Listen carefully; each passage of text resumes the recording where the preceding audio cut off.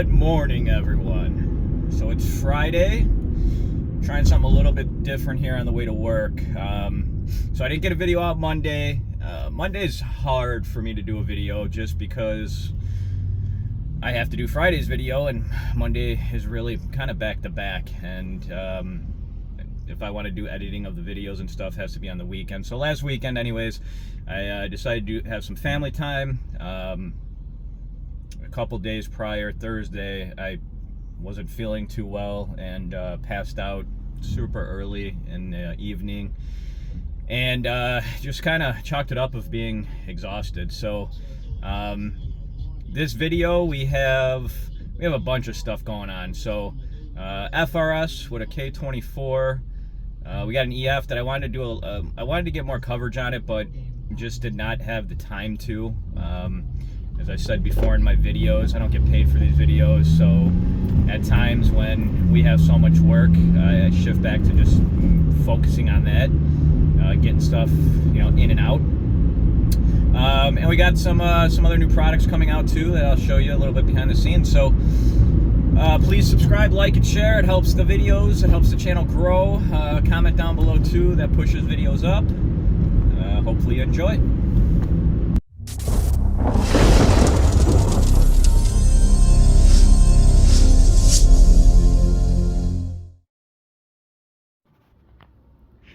So we got a new Accord up. It's got 30,000 miles. I only know this too because something's going on with I think the transmission. The first pull that I did, going wide open throttle, I've done a number of these cars.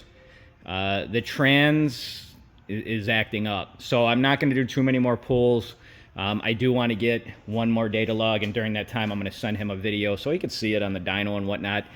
But definitely a weird issue, and it's one of those things, as I have been saying in my videos, it comes with experience where I know something's not right. We did a downpipe on it. He has an intercooler.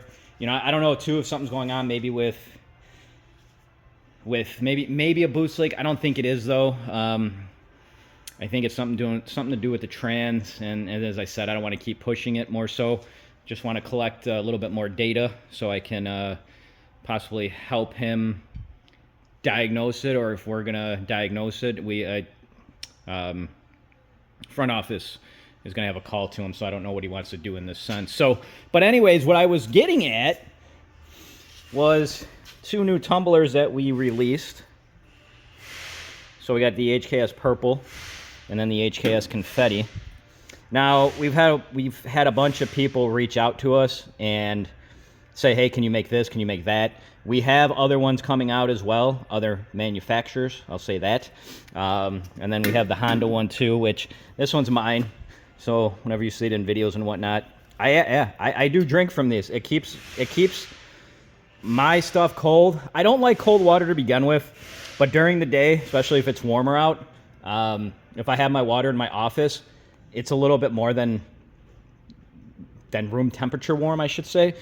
So I like to throw a couple ice cubes in here during the day. Cools down the water a little bit. And I was gonna say too, at night, I take the top off. I stopped drinking alcohol. I think I'm going on 500 days sober. So for me, like, I have this by my side at night, and I'll drink something else so I don't have, a craving for alcohol. Either water, or I'll throw some juice in there, or if it's been a super hot day, I'll throw something in there that's going to hydrate me. But what I was getting at too, though, what I wanted to say, and let me flip the camera around really, really quickly. So what I was saying more so, and as you can see, there's water in. Anyways, we had a customer this week that, well, let me rephrase that. About a week or so ago, he posted something on our Facebook, and then he said we deleted a comment. We don't delete comments unless it's really like an obscene comment. Let's say we have a car on the dyno and it has some kind of wrap and somebody just says something nasty. you know, depending on the language and whatnot, everybody's free to their opinion. But at the same time, you know, I kind of consider this like and when I say like the space, you know, our YouTube channel, our Facebook channel, our Instagram channel, this is kind of like a safe space. You know, I don't want the hate. I don't want one of my customers reading something and just instantly feeling negative about his vehicle. It's not the car community. You know, it used to be. I don't go to car meets. It used to be really bad back in the day. You know, if you had a specific rim, I remember specifically, people would get called out on it, made fun of, and you know, you got to remember at the same time, everybody has the same passion in this industry. Well, I'll say the majority of car people. You know, I know business people that are in this industry that don't care about cars at all. But what I was going at was he originally accused us of deleting his comment, which Facebook does weird stuff at times. If they flag something or whatnot, we don't even see it. You know, that's happened before. We have to watch when we post certain stuff, specifically injectors. I don't know what it is, but there's a red flag that when we post injectors at times, I think they said it was something to do with like guns. It's weird. I don't know. But you know, nonetheless, he was unhappy about shipping. Now, our shipping on our website, I think it's anything over $100. It's free shipping besides like exhaust systems. Exhaust systems are humongous and they cost more than standard shipping. That's why. Now, anything over $100, we pay for the shipping. But the way that shipping works, and I understand way back in the day, people would have, you know, people come up with their prices. The way that our website works is we enter the box that we're shipping it in and the weight, and UPS calculates all that. We don't make money off shipping. If UPS says it's $12 to ship to this location, this destination, we pay for it. You pay for it. We're not making any money. I know back in the day, and I know specifically, I think, you know, maybe people on eBay, they'll sell something for $2 and then shipping will be, you know, insane. You know, I looked at the shipping. It was going to California, and it was a Tumbler, and I think shipping was right around $16. And I explained to him, you know, hey, if you wanted to provide your own shipping label, I can refund you on the shipping. And, you know, I did let him know if you ever order anything larger, you know, we do offer free shipping. He never really responded back after that. You know, I explained to him too, like I didn't delete the comment. As soon as I saw his messages or his comments, I instantly messaged him. Now you fast forward, I think it was either 7 to 10 days later, he made a comment on another post. He wanted to know the ETA on his shipment. We instantly reached out to him, and we asked him for his order number. Helps us speed up the process of, hey, you know, we can go track it down easier, see where it's at. And before we can even kind of get to the next portion, he was pretty much, he wanted a refund, which we have no issue with. We instantly gave him the refund. And then he said, you know, if this is how you conduct business on large orders, I don't want anything to do with you guys. You know, there was no communication and whatnot. Now, I will say this. Everything here I oversee, but at the same time, it's not always me messaging you back. If there is an issue like this, my employees are trained to come and tell me when it escalates a little bit. We want to keep everybody happy. That's just how it is. So I instantly was looking it over, and I messaged him back, and you know, I said, you know, as soon as you commented, we replied back instantly. You know, this, and this, and that. I did tell him I understood his frustration. I am looking into the UPS side of things now. Keeping in mind, most of our sales are over $100, so customers are getting free shipping. We haven't had a complaint about shipping. I don't know when. I can't even say. It's been like 4 or 5 months. We haven't had a complaint about shipping, but that's probably because the majority of our orders are getting free shipping, in a sense. You know, depending where you live and whatnot. So I told him, I understood his frustration. I told him, I contacted our UPS rep to see if there's anything they can do. And then he was upset about the communication factor. I get that too. But what I will say is we're a full out shop. It's a small family-run, business. The Tumblers took off beyond belief. I can't believe how well they're selling. Never in a million years did I expect it. I told the designer, the shipping. At one point, one of my workers actually brought their daughter in to help ship product after hours. What I'm getting at is, during our business hours, and even sometimes after business hours, you message us, we message you back. You call us. If we don't pick up on the first try because we only have a certain amount of phone lines, leave a voicemail, we'll call you back. I would love to hire more people just to literally sit on the phone and update people as they order. But it's to a point, as a small business, if I hire more people in a sense to do something like that, well, I have to figure out where the money is going to come to cover that. And we're going to have to try to keep them busy when orders ain't coming in. We're not getting orders like every 2 seconds of the day. And if we were, then I would bring more people in. So, it's unfortunate. I feel for the guy. To me, it seemed like, the first conversation we had with him, it seemed like he had he was upset with us to begin with. I'm a very open person. As I'm showing you this, he clearly was not happy. We refunded him. Yes, I at the end of the day, it's not about money. As I said, I want to keep people happy, and the Tumbler's $20. So it's I don't care about the money. That's how I run my business. If you've been watching my video, then you know this. So it's unfortunate, but it happens. A little bit behind the scenes stuff that I kind of wanted just to throw in there. And as I told him too, I'm going to look into the other stuff and wish we could have made him happy. But, some stuff I don't know. I don't know, so let's get on to some other clips.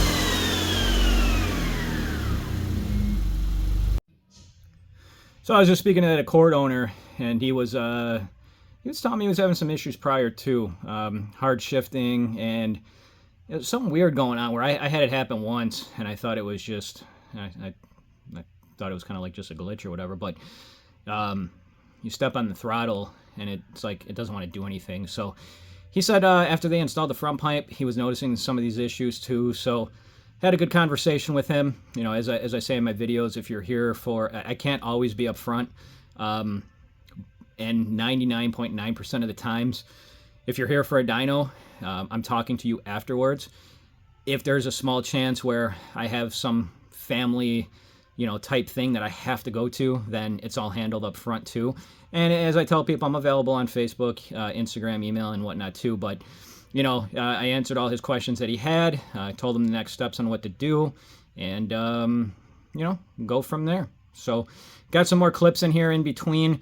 Some clips were taped, weeks ago or so. So if they seem a little bit, out of order, or you're going to see more so multiple random cars on the dyno, because, as I said in the intro about how busy I am.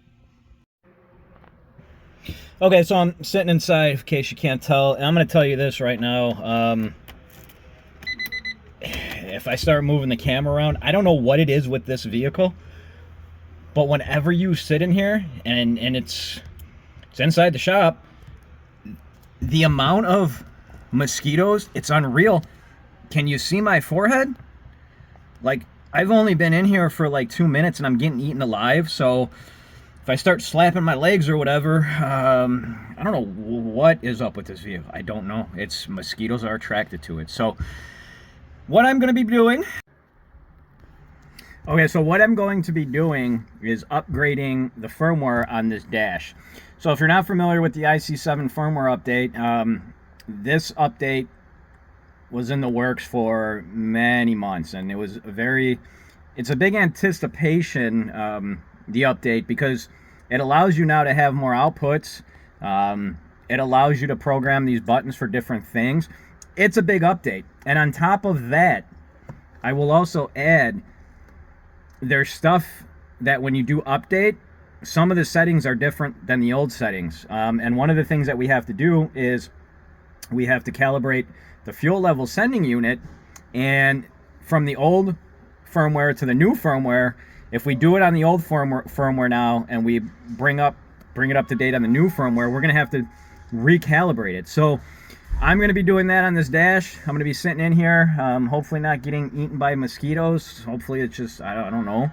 I am going to be back after I do this update and continue on to talk more about this vehicle. So what I'll also add is, if you don't have a reason to do the update, and let's say everything's been working good and everything's been, you know, fine, you're not going to want to do it, because it's just not a simple update in a sense. There's a lot of stuff that has to be changed, and it's completely configured different. You know, back in the old firmware, you'd use software that was specifically for the dash. Now you actually use the same software that you would be tuning the computer for, NSP. So I will add, if you don't have to upgrade, then you probably shouldn't, or maybe talk to your tuner first, because it's just not a simple upgrade. Well, let me rephrase that. It's not a simple upgrade where everything's just going to work perfectly afterwards.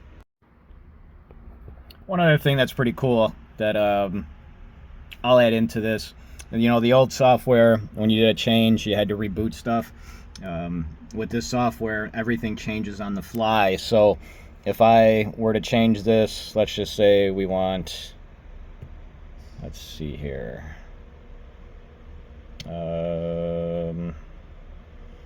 What can I click?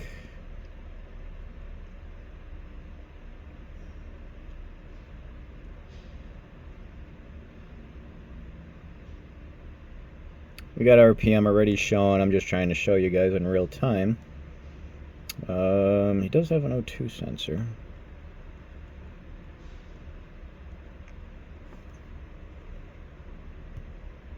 So click on that, and then you'll see, well, not only does it change here, it changes there instantly too. So that's pretty cool. You know, and if you can't tell, the screen cover is still on, the protection. So we haven't removed that yet.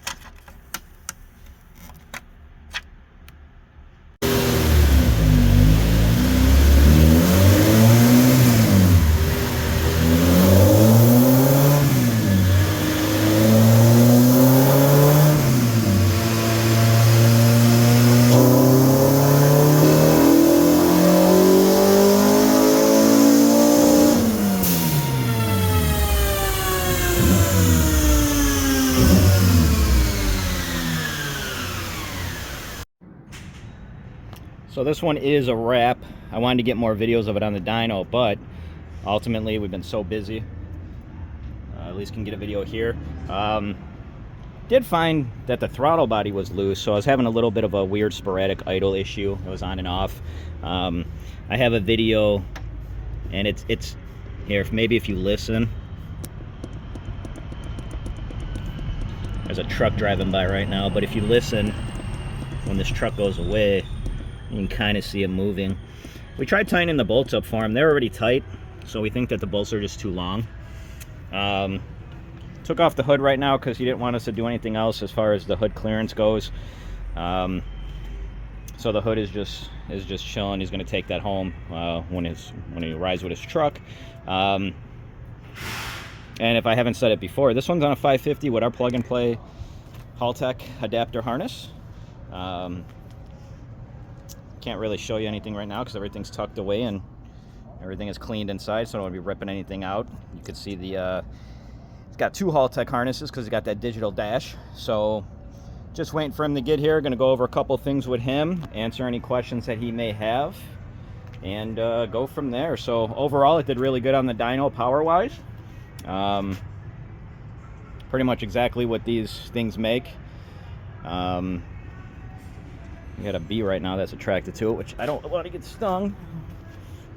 He was coming for me. Maybe he just wanted me to get this angle of the engine bay. So, but yeah, we're gonna go on to the next one. Got a couple cool things going on. I don't know where this video will land, so you're gonna either see it before or after some other videos. I don't know yet. So, just wanted to feature this one and mention that little stuff we saw on the dyno, and that it's running our Haltech 550 plug-and-play adapter harness. If you're looking for one, shoot us a message on Facebook or Instagram at RC Autoworks, or email rcautoworks@gmail.com. If you are watching this during business hours and we're open, you can always call us as well, 708-599-5884.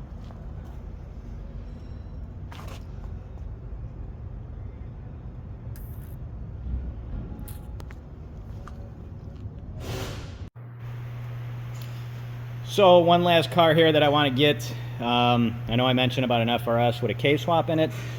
That'll be for next video. This, of course, as you can see, that it's boosted. It is an RSX. It's not. It needs to be wrapped, but more so, what I'm getting at too, it is not a small little turbo setup, and inside, not only is it utilizing a Haltech 550. And the reason I'm saying this is because we get messages every now and then where guys are, well, we can't run a 550 on a turbo setup. Well, yeah, you can.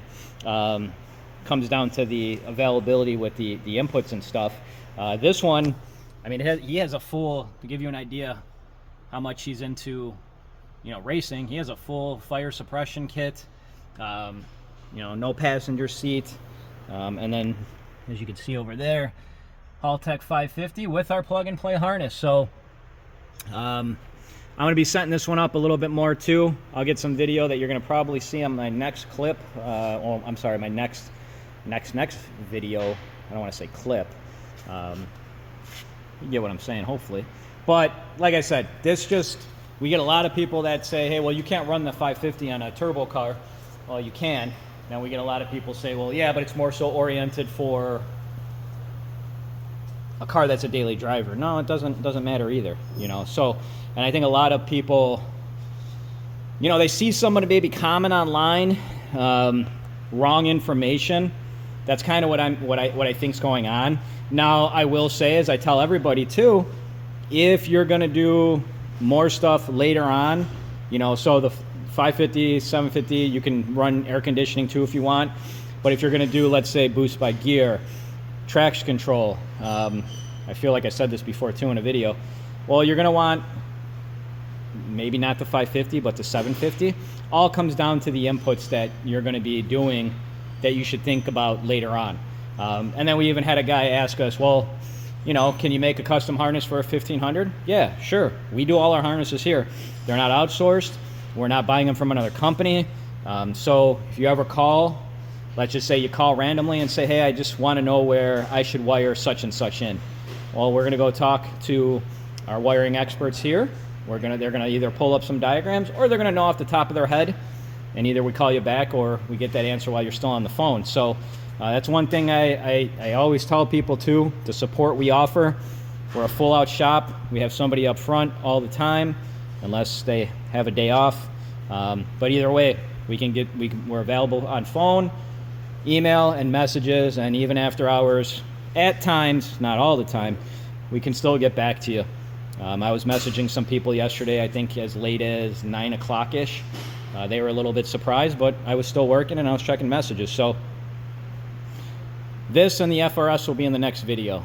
Keep on watching. Please like, share, and subscribe, as I said as well. Helps the channel grow if you made it to the end. Thanks, everybody. I'll say one more last little clip. As I'm waiting to go in the front office because they're on the phone and I hate to distract them. Turbos are ahead. Find us. Come visit us. Enjoy the rest of your day.